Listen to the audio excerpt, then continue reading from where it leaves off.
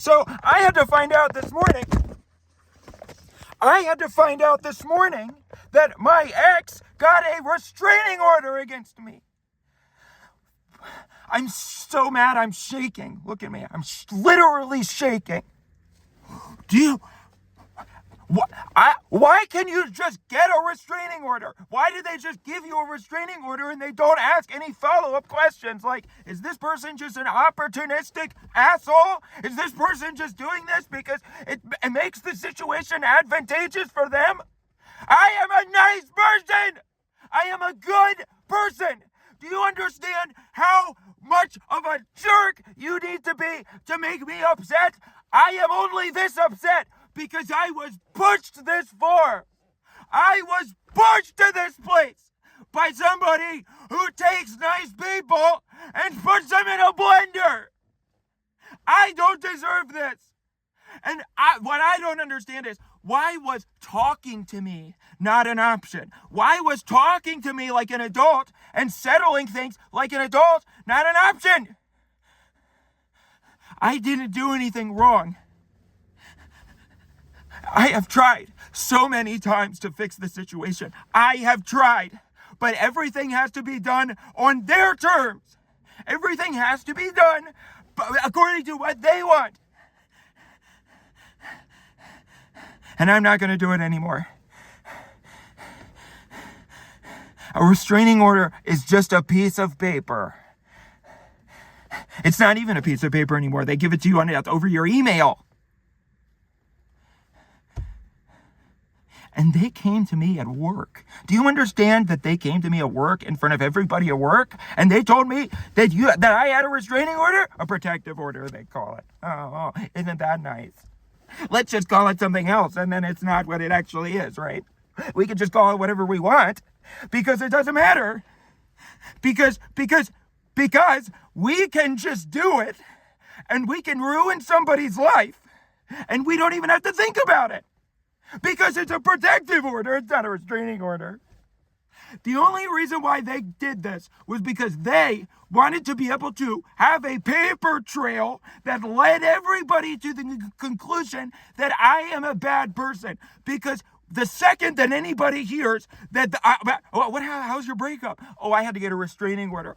That automatically means I did something wrong and I'm a bad person. Nobody questions the story at all. Nobody says, well, nobody's gonna, if you say I got a restraining order against my ex, they're not gonna say, maybe the person just did that because they are looking at the situation irrationally, and they didn't make any effort to figure it out like an adult, and they didn't make any effort to sit down with the person and figure out how they could fix things. They probably just went to the courthouse because they were emotionally immature.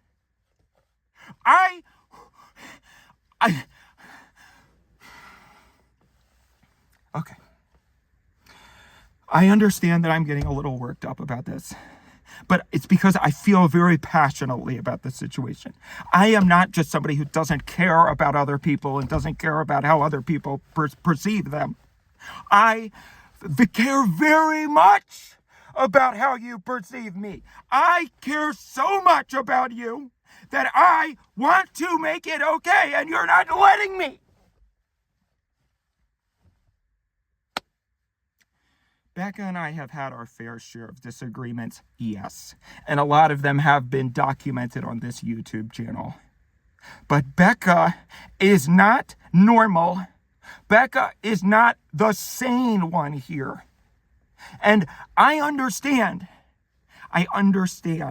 that at the very least, when you hear the information, Becca got a restraining order against Dan, then that's going to lead you to ask some questions. And maybe you even, that's the thing. I understand that the way that the situation looks from the outside. I mean, you could argue, I pushed her off a cliff. Okay, you could argue that, but that's not what happened. But you could say that. You could argue that I uploaded a video where I was on a phone call saying that I was, you know what? It doesn't even matter. We don't have to talk about any of this because it doesn't matter. My point is that All of the situations that have led up to this point have been situations that were very, very carefully orchestrated to make me look crazy and to make me look like a bad person. This is a classic gaslighting technique. Okay. Now I look like a crazy person because I'm having a breakdown because I've been pushed to this place, and then the other person can just say, why are you acting like this? You're the one who's acting crazy, right? You're the one who's exploding and acting like a lunatic. I'm not crazy. I'm not doing anything wrong. I'm the one who's being subjected to you being a crazy person. No, you pushed me to this place.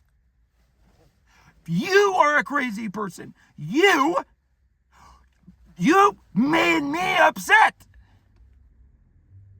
Nobody asks, why is this person upset?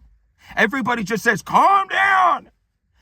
Your feelings aren't valid. You don't deserve to feel the way that you feel. You don't deserve to get this out of your system. You need to calm down, and you need to come at the situation on my terms. Becca never, ever wanted to talk about anything. No emotional communication at all.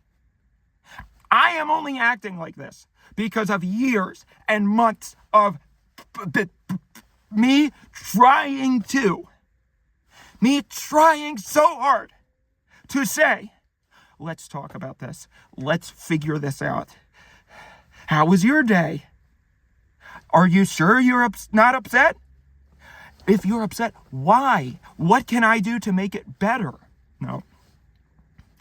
Becca's not interested in that because that would mean looking at herself, looking at the way that she has acted and the way that she has, the type of person that she is, looking at that from an objective point of view and seeing that there are flaws, seeing that, no, actually, you are not a perfect angel who's handling this perfectly. You are just as culpable as me. But Becca cannot handle that because she has to shut down the dam. She has to close the floodgates so that no further conversation can happen, so that we put a tight little bow around the point at which it will always be my fault. Does that make sense?